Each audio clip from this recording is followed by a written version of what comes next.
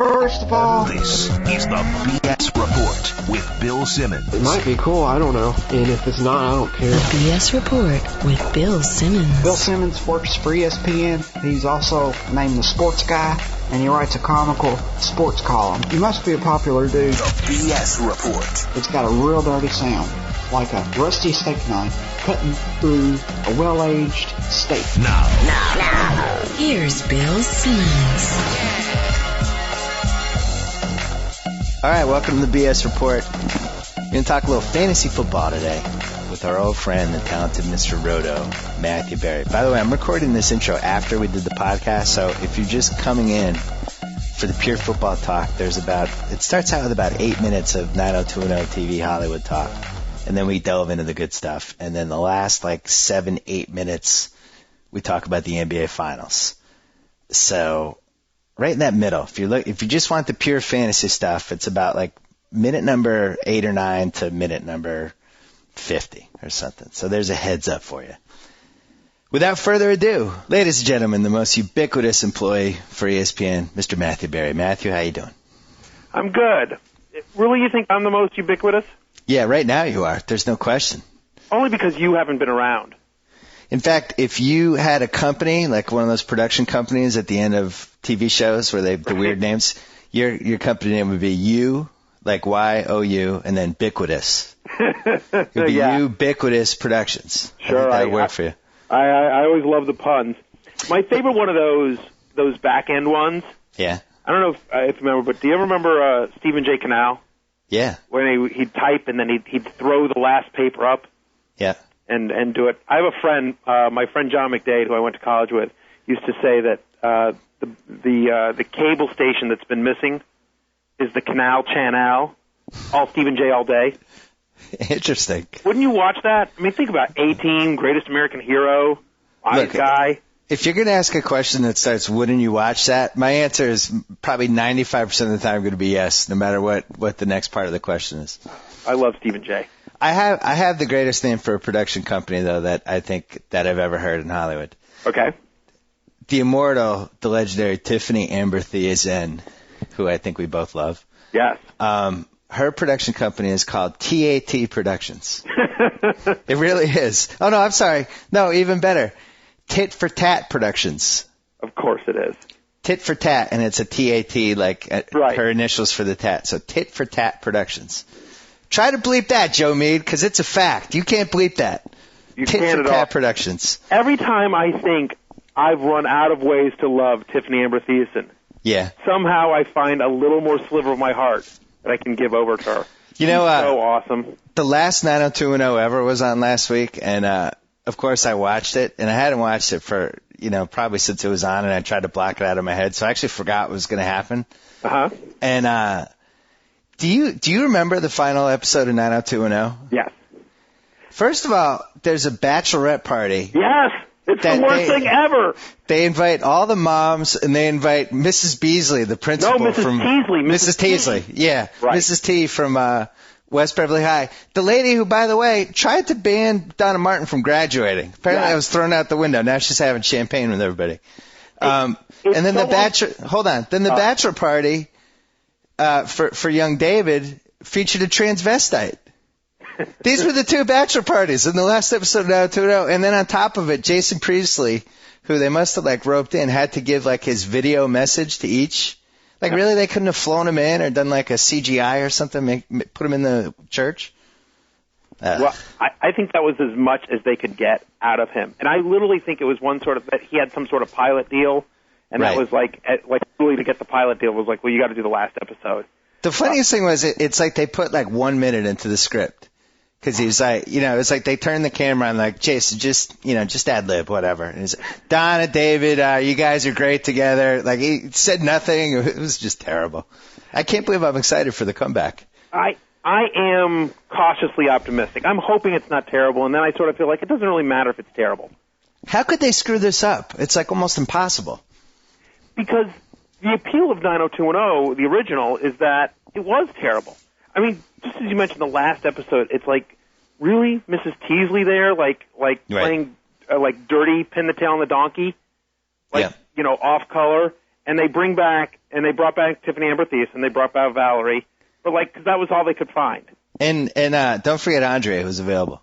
Of course. Wait a second. We got to save this for another podcast because it's fantasy season. Yeah. And right now we have all these maniacs, hundreds of thousands of people everywhere doing their drafts.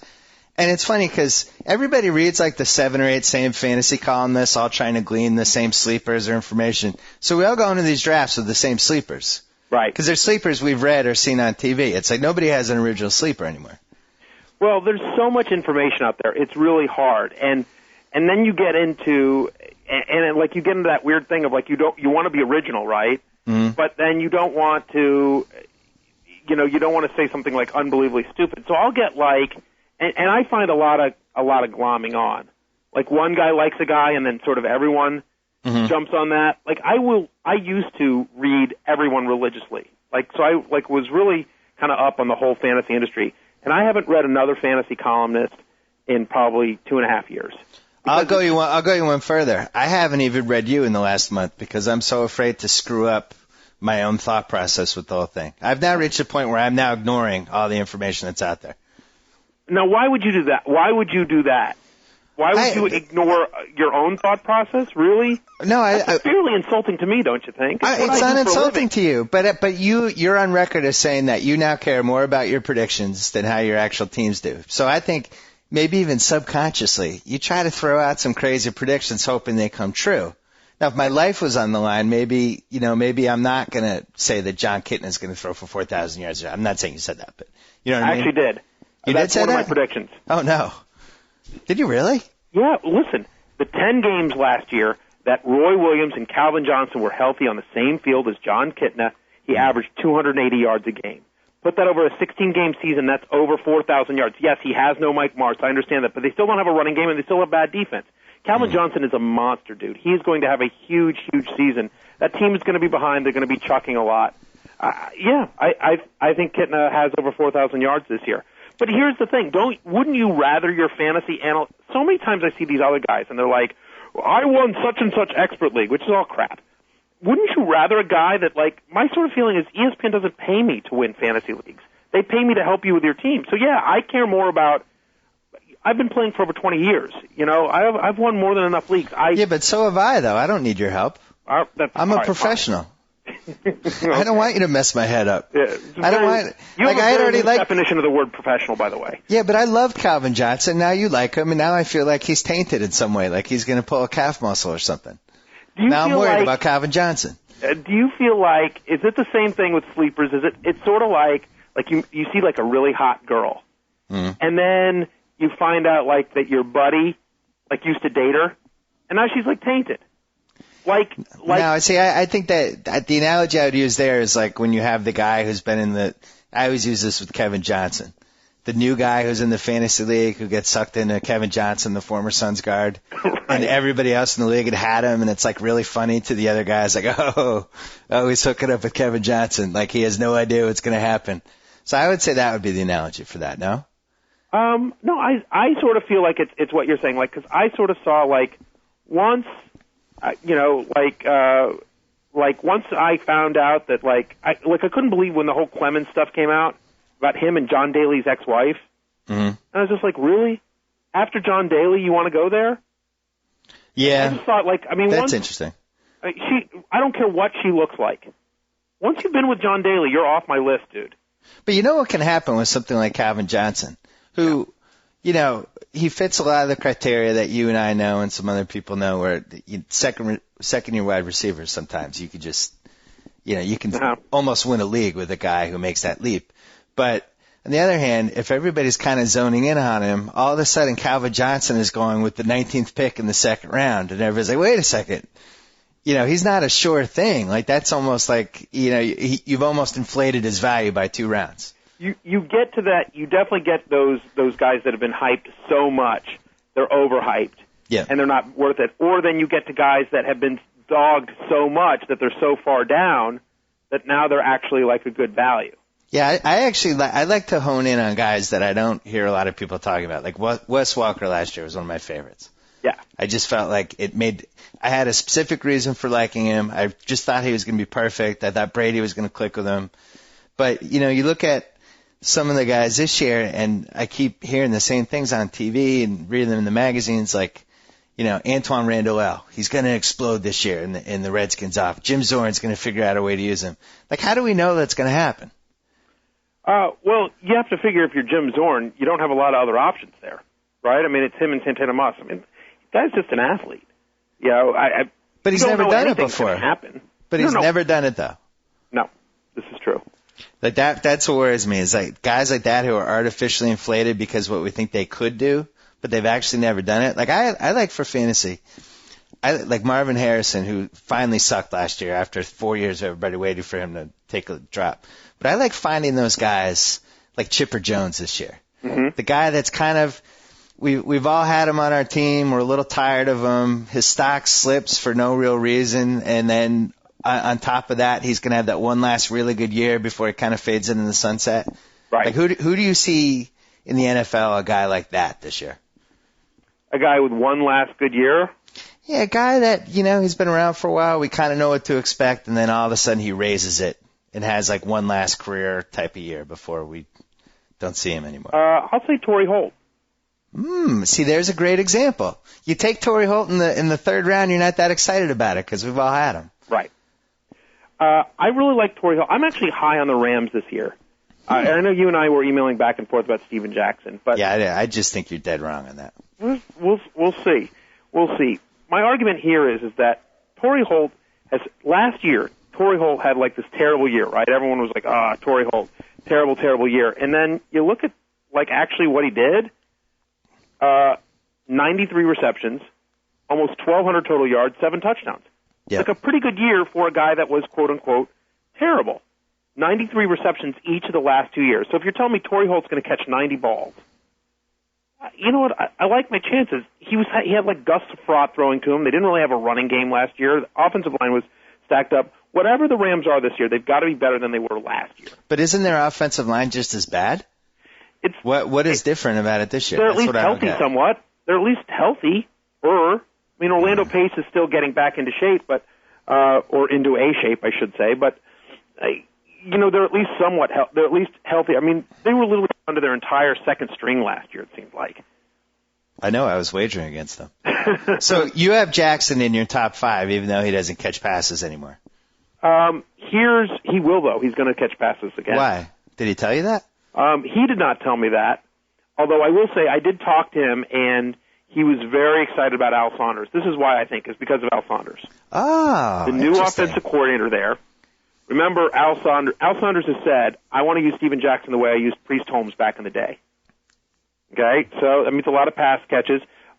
You look at what Saunders did with Clinton Portis in Washington. Clinton Portis, by the way, caught 47 balls last year. It's not like Clinton Portis is, Kevin Falk either. Mm-hmm. And Clinton Portis caught 47 passes last year. So he will pass to Steven Jackson in that offense. Al Saunders loves the running back in the red zone. And again, assuming Bulger stays healthy, they've lost Isaac Bruce, so now Drew Bennett is the number 2 guy, who I think is also a sleeper. Jackson's going to be the focal point of that offense. Hold on, he's one of, you borrowed my fantasy kryptonite theme, and he was one of the fantasy kryptonite guys. I saw that TV piece he did. Yes, thank you. Drew Bennett is a great fantasy kryptonite guy. Everybody kind of likes Drew Bennett for reasons that are maybe clear or unclear. I don't know. Yeah. But wait a second. So you think Steven Jackson, if you were picking in the top 5 and he fell to you at number 5, you would take him at number 5? Yes, I would. Well, let's figure that out. This is one of my questions for you, because as anybody who's ever heard this podcast knows, you and I could probably talk about this for 4 hours. So we're gonna go for a 45-minute time on here. All right. So, how many? Doing the whole tier system. Level 1, first round, first pick. How many sure things do you have? Like, for instance, I have 7. How many sure things do you have before there's that little cutoff where now you're like, what do I do at number 8? Like, I think number 8 is the pick I would not want in this draft. Oh, really? I think it's 6. 6, interesting. So who are your 5? My 5 are in order, and I've gotten some crap about this, but is LT obviously at 1. I have Westbrook at 2. I have Joseph Adai at 3. Adrian Peterson at 4. Jackson at 5. Okay, so And then I have Brady Brady and at Moss 6. are out. I'm sorry. Yeah, I have Brady at 6. So you don't consider Brady a sure thing because you're worried about his foot. Worried about the foot, worried about the fact. I mean, I think Brady's as sure a thing as there is at quarterback. But, you look at history, right? The year after Marino threw 48, he threw 30. The year after Manning threw 49, he threw 28. Mm-hmm. Brady threw 50. I mean, if Brady throws 38 this year, that would still be an amazing season. But people would consider it a disappointment. And he should probably throw high 30s. I think he'll throw between 35 and 40. Which is nice, though, if he Which throws is for a 4,000 yards. fantastic year by any measure, but people will consider that a disappointment. You just reminded me, hold on, before you go, you just reminded me of something, because I was thinking about that Al Saunders thing, and then I forgot to mention this after you were done. I'd love to know, here's something for Aaron Schatz and the Football Prospectus guys. Uh-huh. This whole thing when the offensive coordinator switches teams, and everybody's, he's got Al Saunders. It seems like half the time it doesn't quite work out. Like, we kind of thought that when Martz went to Detroit, and that didn't happen. I'd love to know, like, you know how they do those graphs where they have, like, the 20 cases that this happened since 1984? Mm-hmm. I'd love to see a graph of what the actual effects were on a quote-unquote high-profile offensive coordinator switching teams, if that actually was a difference or not. Well, that's a good question for our crack ESPN research department. That would be good, too. Yeah, either one. Whoever wants to answer that, I would love to hear the answer. Yeah, I'll send a note. We have a crack ESPN research department, which, among other things, did this one because it's funny you mentioned Martz. One of the guys I'm down on this year is Frank Gore, because everyone's all like, "Oh, Mike Martz, we believe in Mike Martz." So I said, all right, last 5 years, the lead back in a Mike Martz offense, what's he done? Combined yardage, because obviously he throw a lot of passes. Mm-hmm. Lead back in a Mike Martz offense the last 5 years, including Steven Jackson, including Marshall Faulk, 1,109 total yards. That's what they averaged. Yeah, it's not good. Last year, that would have been good for 60 of them. Meanwhile, Frank Gore has never scored double-digit touchdowns in his career. Never. And I know a lot of people are like, well, but they're going to, Mike Martz is smart, and he's going to feature Gore more because he knows he's the best thing he's got, and, and I'm just like, you got to understand something. Like, you've seen Mike Martz with mediocre talent. You saw what happened in Detroit. San Francisco is a team with mediocre talent. Oh, come on. JT O'Sullivan's coming on. Listen, if I had a restaurant, I would certainly hire JT O'Sullivan to be the name of it. Do you think that's a better or worse name than R.W. McQuarters for a sports pub? I think it's better. JT O'Sullivan's because it's Irish. R.W. McQuarters just makes me want to play pool for some reason. No, R.W. McQuarters, it's got the quarters in there, and you could definitely see going there and playing quarters at the bar or shooting pool. But JT O'Sullivan strikes me as like a Chili's kind of place, or like a Bennigan's. Like, I feel like if you go to JT O'Sullivan's, like, people have flair. You saw Office Space, right? They got flair on their jerseys and everything like that, and there's lots of neon signs and sports jerseys that have no reference to the team at all, the city. There's not a girl in JT O'Sullivan's below $160. That is absolutely correct. Unless there's probably two waitresses that are hot. That aren't even hot. I take that back. They're like 6.5, but get hit on all the time because there's 10s at JT O'Sullivan's. Hey, you know what JT O'Sullivan sounds like to me? What? Bristol, Connecticut. Interesting. Yeah. That's coming out. Hey, do you miss living in L.A. and like going to a place like what's Big Wang's, the sports bar where they have the waitresses that kind of looked like they might have done one amateur porn like 4 years ago, but then realized maybe it's over and now they're a waitress there, but they're still kind of cute. Do you miss that phenomenon? Only every day of my life. The reality stars who were on Real World 7 years ago, who's now working at Barney's Beanery. Yeah, I was at I would miss that. And one of the guys from Road Rules was the waiter. It's like, yeah, I totally miss that. Of course, that would be in my top 50 things that I love about living in LA. That's definitely in there. The service industry and just the random pseudo celebrity sightings. Wait, we got off track though. So who would you take if you had number 6? I would probably take Brady. How about number 7? Portis. Wow. Really? Yeah, really. Over Marion Barber. You're not buying the Marion Barber thing. I like the Marion Barber. I have Marion Barber at 8. You're not worried about Felix Jones with him? I am a little bit worried about Felix Jones, but not enough to move him up. I really like Lynch a lot too, although I'll probably move Lynch down a little bit because I'm still concerned about this offensive line holdout. And Langston Walker's a little banged up. So I have to be honest. I don't love like the all those running backs are in the same spot. Barber, Portis, Frank Gore, Marshawn Lynch, Larry Johnson. All kind of, you can make cases for either any of those five guys over any of the other five guys except for maybe Larry Johnson, but I don't really like any of those guys. I do. I'll tell you why. Marion, I can make cases for all of them. I know you can. And right. I can make cases against all of them. Would you like to do that? It's your podcast. No, I'm not saying – I'm just saying it worries me if I had the 9th pick. Yeah. Okay, and I'm going to say, you know what, I'm going to bang out my 2 running backs right now. And my 2 running backs that I take are Frank Gore and Marshawn Lynch. Am I really going to win my fantasy league with those 2 guys? Probably not, but I wouldn't. Yeah, I don't feel like I that. would. Well, I'm not, but I'm just saying that, those are the guys that you would conceivably think about if you were 9 or 10. I guess so. I mean, but to me, if I'm 9 or 10, then I'm probably taking Moss. I'm probably doing one of those running backs. Well, Gore's not going to be on any of my teams. I'm really down on Gore this year as a first-round pick. But I would probably take like T.O. or Moss and like one of those running backs, whether it's Marshawn Lynch, whether it's Ryan Grant. I believe in Ryan Grant in a big way. I'd love it if Portis or Lynch or Barber fell to me. Let's say we're in a draft together and I have the 7th pick and I take Moss. Do you make fun of me? No, not at all. Do you make fun of me if I take Tony Romo? No, I think that's too early, but this is one of the things that I say a lot. Like, I was at this fantasy football convention in Chicago this past weekend. I bet all the ladies were out. Oh, yeah, it was a real J.T. O'Sullivan's. and so anyway, I got all that question all the time, like, hey, I got the number 2 pick, but I'm thinking Brady. Is that too early? Or I got the 4 pick. Is that too early for Brady? I got that question a lot, and I was just like, ostensibly, yeah, sort of, but dude, it's your team. It's your team. You're the one that has to live with it all season long, and he's not coming back to you. Like, there's a very good chance that if you're at 7 and you take Romo, or you pass up Romo, that you won't get him on the way back. Look, this is one of my big arguments. If you want him. I did this with Walker last year. I took him 10 spots before he should have gone, but I knew I wasn't getting him if he was coming back.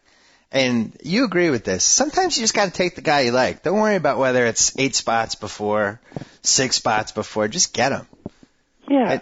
And I feel like at Romo, I really like Romo. Yes. I think Romo could have a huge year. I don't know if I'd take him at 7, and I'm not picking in that spot in either of my drafts, but like if I had like the 9-10, I would definitely take him with one of those 2. I mean, no question. I think he's guaranteed 4,000 yards, 35 TDs. Lock it in. I love Romo. I've been on record as saying I have Romo ahead of Peyton Manning, and I don't think it's close.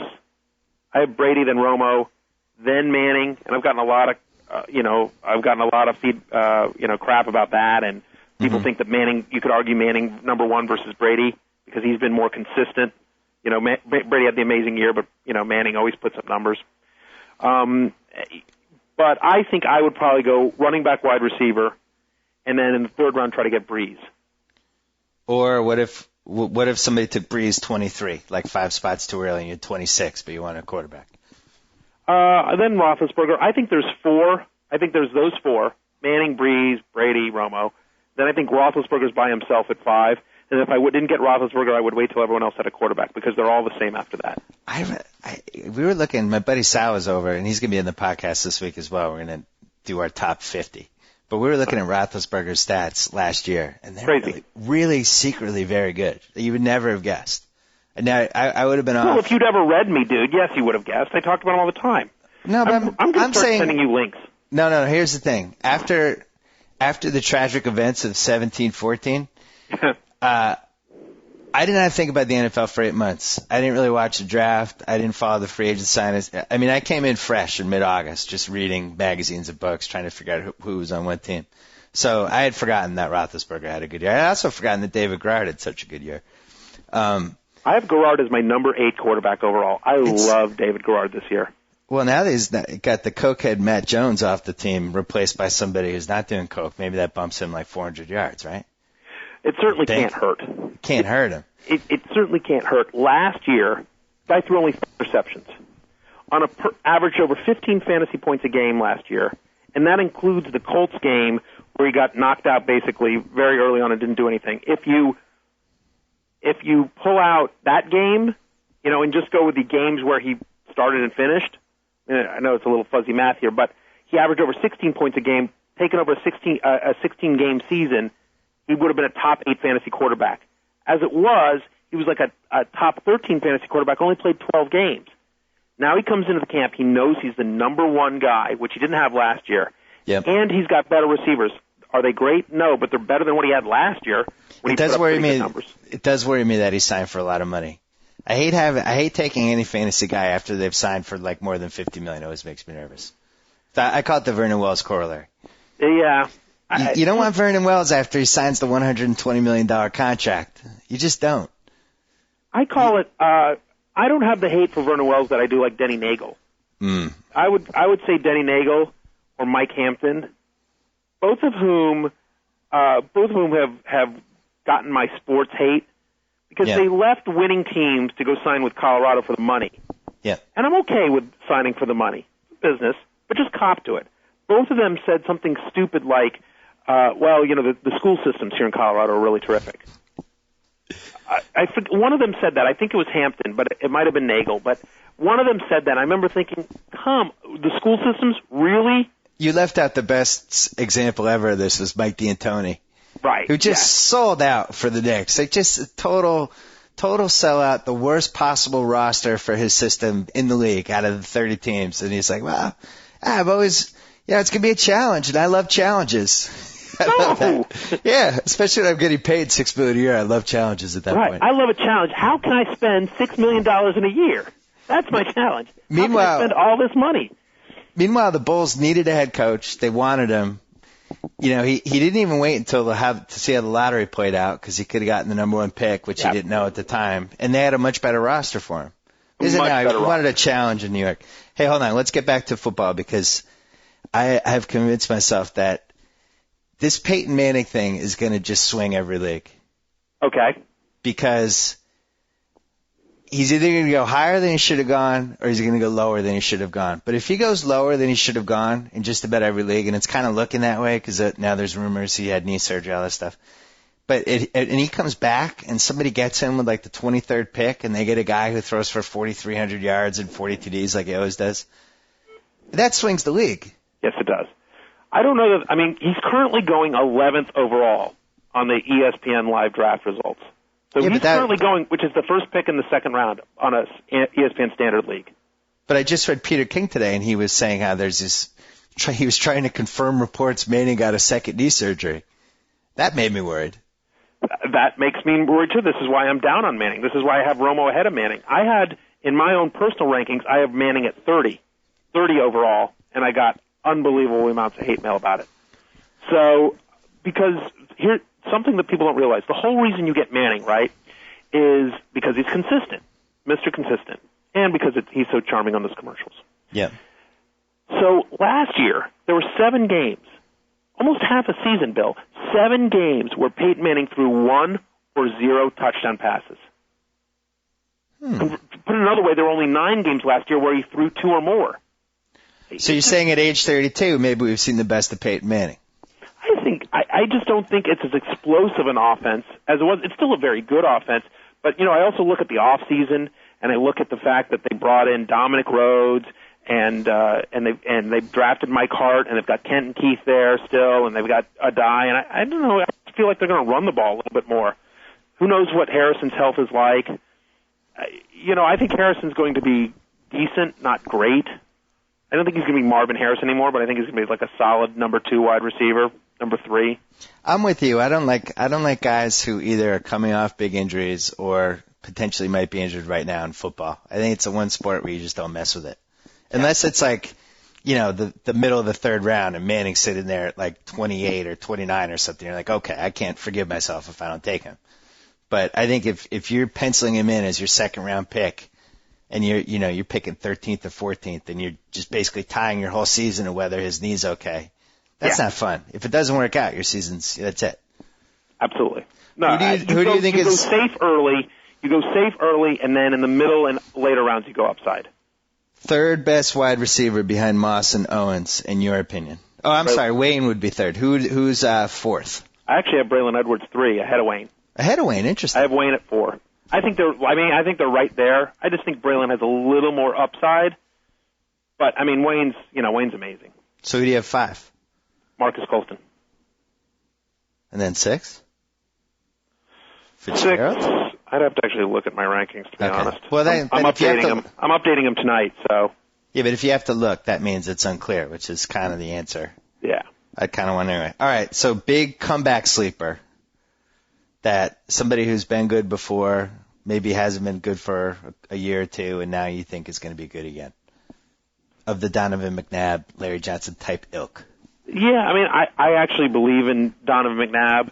I've like I said, the Rams. I think Mark Bulger and Torrey Holt have really nice years this year. Let's see. I could see Hines Ward having a nice year. Oh, he kind of fits that theory I had before about the one last big year before they're not good anymore.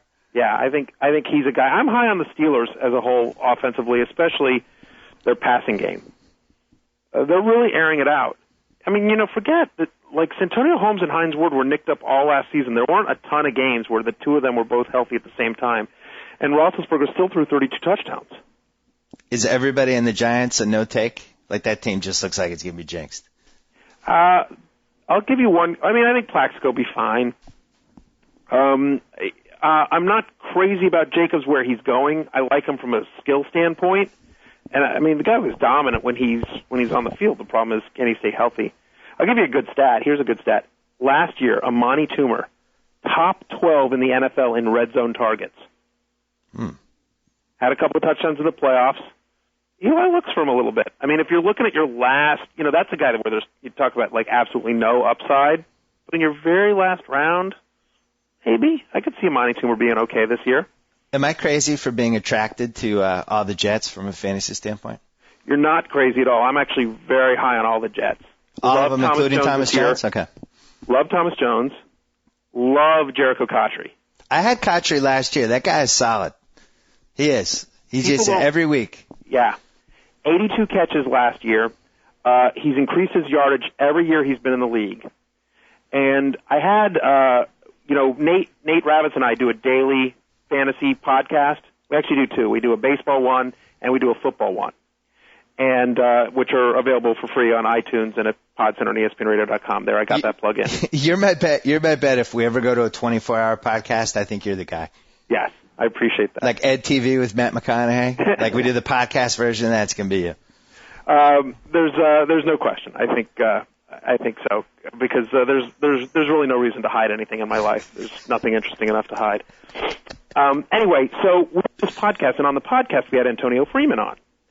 And so I talked to him. I said, look, you were Favre's main guy for so many years in Green Bay. Like, talk to me about Favre. What's he going to do? And what he said was basically, he's like, look, Brett's going to find a guy. He's like, for a lot of years it was me, and then it was Donald Driver. Brett, likes to have a guy where he knows this guy on every single play. Where is that guy? So that if the play breaks down, I can find him. Who's the guy, I can trust? And he says on the Jets, that's going to be Jericho Cotchery. I agree. Because he can stretch the field, because he's younger, because he's not in love with Chad Pennington, whatever it is. It's going to be Cotchery. So I think Cotchery has a monster season this year. And by the way, I think, here's my question for you. Do you think Favre beats the Madden curse? I'm worried about the Madden curse. On the flip side, all signs point to the Jets being good. Easy schedule. They got just a bunch of new guys that are, they really did a bad job with free agency 2 years ago. This year they did a good job. They've had 2 good drafts in a row. Listen, that's that offensive line, Alan Faneca, Damian Woody, going along with Nick Mangold, center, DeBrickashaw Ferguson. They brought in Tony Richardson, like one of the best blocking fullbacks in the NFL. On paper, they look like the team that should make the jump. I haven't totally decided on that yet, but I'm like 90% leaning toward them. And you could even make a case before Favre that was the case. Yes. Oh, definitely. So, yeah, I'm with you on the Jets. Now, do you see an NFC team like the Jets where you just feel like, I like that team, I like the way they're shaping up, all of their guys mark up? Well, yeah, 2 of them. One is... Oh, you said the Rams already. I said the Rams, and, I'm a Redskins fan, so I'll just cop to that. but I do really like what the Redskins have done. People forget this was a playoff team last year. Now they've got Campbell healthy. I'm glad that Jason Taylor's okay.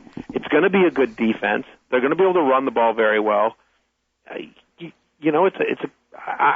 a Campbell believer. I'm a Santana Moss, Antoine Randall. I think the offense that they're going to be running, basically getting them the ball on short passes and let them do damage after the catch, is a good fit for their skills. Remember, Zorn coming from Seattle Seahawks last year, tied for 6th in the NFL in terms of total touchdown passes. So, I mean, this is a team that, Zorn is a former quarterback, obviously, likes to throw the ball. You mean the same Zorn who's never been an offensive coordinator or head coach at any level of football? Yep. You know what my basic take on this is that I remember, this is going to sound so dumb, but go with me here. You pick the guy, when you're filling a position, you either get the guy who is the guy or the guy you think can be the guy. You don't get one of these retreads. You either take a shot in the dark or, you get a huge stud. Like, I remember when I've been a Redskins fan since I was 5 years old. And I remember being very, very young, and George Allen left, and it was Jack Pardee. Jack Pardee left, and they're trying to figure out who was going to be the next Redskins coach. And Bum Phillips was available, and he remember the Oilers, Love You Blue, and so great, and he's so clever, and anyway, and so a lot of people were speculating that Bum Phillips was going to be the guy, and he was the front runner. And they went out and they got this obscure guy from San Diego named Joe Gibbs. And everyone was livid. How could we not get Bum Phillips? He'd come so close in Houston. And, and obviously that worked out. The same sort of principle applies here, right? If you're not going to get the guy, get somebody you think can be the guy. And hey, if you say so, as long as you have talked yourself into this. I thought that was fairly convincing. I thought that was fairly convincing in talking myself into it. The only problem is that every NBA team, except for about 4 of them, ignored all the advice that you just gave, and they just pick guys who have failed for other teams. Well, of course, that's the problem with the NBA. It's retread city. On the bright side, though, not everyone can go out and rent a championship like your Celtics. On the bright side, though, after watching Marc Gasol light it up in the Olympics, he's clearly a 12th man in this league. So we have to reevaluate the Pau Gasol trade. But Marc Gasol, I think, now has established himself as a 12th man candidate. He's got the beard. He's a little goofy. He might be able to stumble around for 2 minutes. Yeah, no, he's a foreign Mark Madsen. Did you stay up for that Saturday night game? I did. It was excellent. I loved it. That was a great game. It was, 118, 107, 40-minute game. Oh, yeah. No, it was terrific. It's a great game. I'm glad your boy finally won something, too. That was nice. You mean other than an MVP and 3 rings? Well, the MVP was suspect. The three name rings he was. Better than name. Are we going to have the Kobe KG debate again? No, we're gonna wait for October for that. No, I've conceded the KG. I think Chris Paul should have won. But I'll tell you one thing. If you're going to make an argument, that would have been the one to make. I'm going to tell you one thing though. I will spend the rest of my life wondering why Jason Kidd played a minute in these Olympics, and nobody will ever be able to answer that question for me. Because he's Jason Kidd. Good, congratulations. I know. Have Larry Bird or something. Then have Larry Bird start a power forward. I mean, if you're just putting guys on because they used to be good, it's just ridiculous. That drove me crazy. Did Spain have a single guy who could guard Chris Paul? No. I'd like to just have them come out one at a time, and I will give them $1,000 that they can stop Chris Paul from getting a layup. None of them would be able to do it. And Chris Paul was played half the game. I was almost to the point where I was rooting against Team USA because I was so outraged by Coach K, and I just can't stand Kobe and Jason Kidd. It just drove me crazy. Don't hate on Kobe. Don't hate on Kobe. I understand not liking Jason Kidd. How about Coach K? Terrible. One in spite of himself. I think we should have a general election for the next Olympic coach. I don't like how it's just randomly decided that it should be Coach K. Why can't we vote on this? We have all these elections. With the presidential elections in 2 months, can't they put the Olympic coach on there? It certainly seems reasonable. It certainly seems like something we could make a little Sports Nation poll out of. Yeah. Oh, that would be good. Yeah. Do a Sports Nation poll. Let's test that out. Hold on. We're running out of time. You have 2 minutes to give me your 3 biggest sleepers. My 3 biggest sleepers. Chris Johnson of Tennessee. Love Chris Johnson of Tennessee. That was my biggest sleeper. Yeah. Oh, man. See, now he's going to die or something. This is terrible. Stop it. He's going to get hit by a truck. We've agreed on our number one sleeper. I love this Chris Johnson guy. Well, first off, understand that Tennessee attempted the most runs last year of any team in the NFL. Their running backs were awful. Well, exactly. And by the way, as bad as the running backs were, most rushing attempts, fifth most rushing yards, fifth most rushing touchdowns. So they ran the ball effectively despite the fact their quarterback couldn't pass, and their running backs didn't have any talent. Meanwhile, Lendale White, single-digit fantasy points in 5 of his final 8 games. He's awful. Yeah, you're right. I mean, he's going to waddle into the end zone maybe 8 or 9 times. I actually watched some of the draft, and the guys were like confused why they would go running back again. It was like, obviously they felt like they still hadn't gotten it right. Like, you got to go back to the drawing board if it's not there. You need a running back to win. All right, second one. Well, I mean, how deep do you want to go? Like I said, I really like David Garrard this year, quarterback. I like Matt Schaub quite a bit. I actually think, I could see, I think Steve Slayton on the Texans, Steve Slayton and Chris Taylor, those two running backs. It's a strong name. Yeah, it is. I like that name. Kind of Steve Sanders-esque. Steve Slayton. Yeah, it sounds like the Melrose Place characters that came in the last 2 years when they had the made-up names. Yes. Hunter Kennedy. Just like two last names thrown together. Are you aware that, by the way, quickly on 90210 Melrose Place, just bring that up and I'll get to my 2 last sleepers. Yeah. Are you aware of the Rob Estes controversy? The fact that he was in Melrose Place twice playing 2 different characters? No, he's going to be in the new 90210. Yeah, I knew that. But not playing the same character. Remember, Melrose Place and 90210 had a number of crossovers, including, I think, Grant Shaw dated Kelly, didn't he? Grant Shaw or Rob Estes, one of them dated Kelly for a little bit. Listen, if you're going to start nitpicking all the inconsistencies with 90210 over years, you're going to go crazy. Like Dylan comes back from his 3-year hiatus and has no interest in reuniting with his prostitute half-sister. Like, characters would just come and go, and we just weren't even supposed to think about them. How many times did Dylan's dad die? A few. Track after a while. A few. Yeah. A few. Unfortunately, we had seen him blown up, but somehow he was alive after that. So that's it? Chris Johnson's your only sleeper? No. I mean, I love Ted Ginn Jr. this year. That's a guy. I think, look, Chad Pennington isn't great, but he's a professional quarterback. He's better than what they have. Ted Ginn Jr.'s got all sorts of talent. He's the only guy they got. That team's going to be down. And from what I'm hearing in Miami, he's catching everything in sight. What about this guy in Philly? Deshaun Jackson? Yeah. Yeah, I like him too. I'm not a big fan of rookie wide receivers generally, but if there was going to be one rookie wide receiver that I could see kind of stepping up, having what Dwayne Bowe did last year, I think it's Deshaun Jackson. I actually like him the most of any Eagles wide receiver. I actually like Deshaun Jackson more than Reggie Brown. Kevin Curtis is out till God knows when. I'll tell you, I think even though they've said Chris Perry's the starter, I think Kenny Watson ends the year with the most rushing yards in Cincinnati. Somebody's got to come out of that Philly wide receiver mess. Somebody's got to catch 80 balls and 9 TDs. Deshaun Jackson. I agree with you. I was reading up on him online, and I urge all of you to Google Deshaun Jackson. No relation to Deshaun Hardell. And people just glowing about him. I always like in the preseason when teammates glow about other teammates. I think McFadden is going to have a monster season. Where do you have him in your rankings? I have him as a top 20 running back.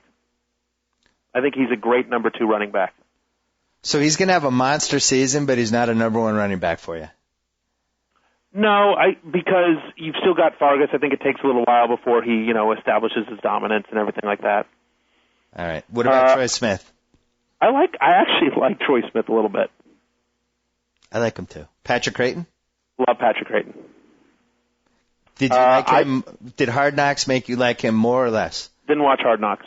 Oh. I like a couple things that I like about him. Very quietly caught 7 touchdowns last year. Best, arguably the best passing offense in the NFL, other than maybe your Patriots.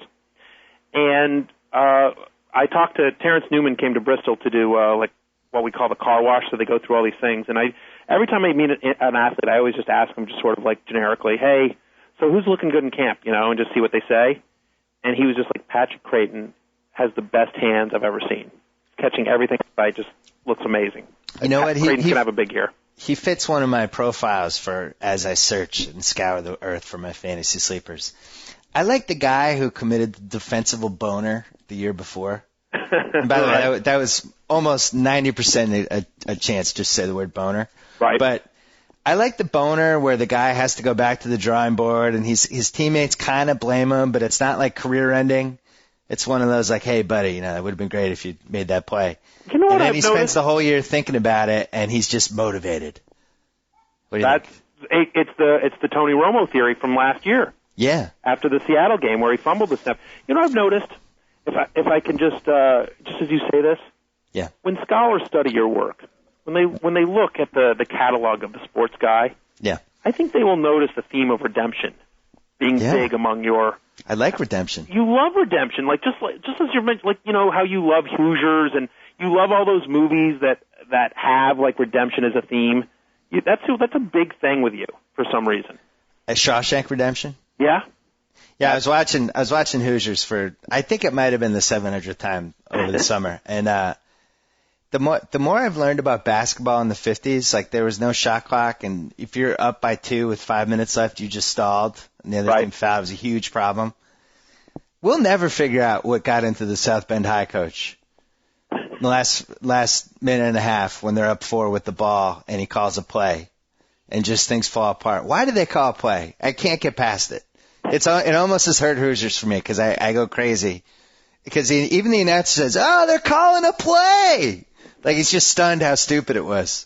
Well, I don't know why they did that. Well, maybe they just felt like, give the other team a chance kind of thing, if they wanted to. I can't defend it. Yeah. Well, also, remember in Teen Wolf when they looped the same Michael J. layup 3 times? Michael J. Fox layup? They actually have a similar thing in Hoosiers where Jimmy Chitwood catches a running kind of alley-oop layup play. Where the guy jumps over and just misses blocking it, and it's shown 3 different times during the game sequence. I got bummed out. I'm picking it apart. After 20 years, I'm just picking apart these little things with Hoosiers. The worst game footage, I think, of a major motion picture has to be Any Given Sunday. Try following the actual game in Any Given Sunday, and do it with the graphics on the screen, because what they're saying in the huddle or what they're saying on the sidelines doesn't match what the game says. The actual game would be like, come on, this is 4th down, and then you'll see the graphic. It says like 3rd and 10. Like, clearly no one was paying attention in that movie. Well, that's because they were editing it so crazy. They didn't. I've always wanted somebody to just take all the raw footage and try to make another movie out of what Oliver Stone shot, because clearly he had some great stuff. Right. And the Pacino speech, we've all seen on every NBA Jumbotron, but really one of the all-time great sports movie moments. But I feel like there's a great movie in there, and I don't understand why somebody just can't wade back in and make the Any Given Sunday movie that should have been made if Oliver Stone hadn't just completely lost his mind. I wish there was a way, like sort of musicians can kind of do that, right? They can go in, they sample a piece of music, and they can make like something else. Like, I wish you could do that with like, hey, just give me all the footage to Any Given Sunday. Hey, you know what? Hey, George Lucas, let me do Star Wars right this time. I'm gonna cut out all the who am I thinking of? Who's the really annoying guy? No, Jar Jar Banks or whatever? Yes, Jar Jar Banks. Thank you. I blocked him so terribly from I hated that so much. I would grab the Coen brothers and be like, hey guys, we're going to show Josh Brolin's death. No offense. I know you're trying to be faithful to the book, but the audience has decided we want to see him die. We got attached to him for 75 minutes, and you just kind of showed him face down. Yeah, not cool. You know what? And by the way, if somebody sends me a nasty spoiler alert email, the movie's been out for a year. If you didn't see it by now, I can't help you. Exactly. I'm with you. At some point, there needs to be you're on your own. All right, you better go because we're at the 50-minute mark. Anything else? Did we miss anything? Tony Scheffler. I like Tony Scheffler. I like Matt Schaub quite a bit. Tony Scheffler is a tight end sleeper. I think Matt Schaub's going to have a big year. That's what you're ending on, Tony Scheffler? That was your big finish? That wasn't my big finish. It was just I was trying to finish the sleeper so that people, listen, they're going to yell at me because I didn't promote our fantasy football game. We got free live scoring this year. Free live scoring. You can do an auction draft online, Bill. Did you know that? No, I didn't know that. Auction draft online on ESPN.com, and free live scoring, and, of course, Pigskin Pick'em and College Pick'em, and, you can Eliminator, which is like our Survivor-type game, and College Football Challenge, and Nate and I do a podcast, and all our draft kit is free, and blah, blah, blah, blah, blah. It's all fantastic fantasy stuff. Did I tell you about the fantasy draft I was in with Kobe Bryant? You did not tell me this. This is outrageous. Did you say anything to him? Were you in the same room as him? It was a 15-round draft, and he didn't like his team. About 11 rounds in, he quit. What draft is this? I made that up. I just felt like making fun of Kobe Bryant. Yeah, because that doesn't sound like Kobe, because he's such a competitor. Yeah, except for the clinching games of 2006 and 2008, when he clearly quit. I mean, you could admit that he quit. His entire team quit on him. Kobe was the only guy trying out there. Kobe, stop trying. Say what you want. I'll tell you this much. Kobe has never left the floor being carried off by teammates only to come back 30 seconds later. He's never been needed to be helped off of a floor. It's so sad that the Lakers fans are holding that. He thought he was hurt. He thought he was hurt. Kobe's smart enough to know when he's actually hurt, when he can walk and when he can't walk. Say what you want about Kobe Bryant, but he knows when he can stand up on two legs and when he cannot. He quit two of their last three end No one's ever stabbed him. Fair point. I mean, I have a lot of artillery I could bring back, but I'm going to hold off because odds are they'll delete it. So do you feel good about next year with the Lakes? I want to see how Bynum looks. But, yeah, I'm cautiously optimistic. I mean, people forget Derek Fisher, the only guy on that team from last year over 30. The only guy. I'm glad that you're not totally sold on Bynum and you have your guard up, because a lot of the Laker fans out here are convinced that he's going to challenge Wilt Chamberlain's 1962 season next year, and just are not worried at all about the fact that he came back from a very dangerous kneecap injury. We need 14 and 8 out of Andrew Bynum. That's what we need. We need like 25 minutes, and 14 and 8 out of Andrew Bynum, and we'll be fine. It's going to be interesting. It'll be interesting to see how he plays with Gasol. Yes. I'm not totally sold on those guys playing together. I think it makes them a little slower. I think opens the door for teams maybe to go small on them. But we'll see. You might have missed your window. Might have. We'll see. I mean, listen, God bless the refs. What was the free throw for? The refs now. Interesting. Wow, listen. I'll say this about the NBA Finals, because we were supposed to have a whole NBA Finals podcast, and then you blew me off because you had to talk with the Rick or something like that. Mm-hmm. And but my point about this is that that second game, what was it, like 35-10? What was the free throw differential? 38-10? Something outrageous like that? You guys, you had the series was going to be tied 2-2 in Game 4, and you blew the lead. Very true. But if we'd gotten the crazy home cooking in Game 4 the way you guys got it in Game 2, we should have had either Game 2 or Game 4. If the refs had either called it equally bad or equally fair in both games, we would have won one of those two games. Did Kobe play one good game in the series? Not really. Should you win a Game 3, he was decent. Should you win a finals when your signature guy does not have one good game in 6 games? I rest my case. Did. I rest my case. Why? Who's our best guy? Did. Kevin Garnett had one pretty good game. Pierce was our best guy. I hate to break it to KG, but I don't know. There's a whole podcast where you and I talked about KG being the emotional leader and how he should have been MVP.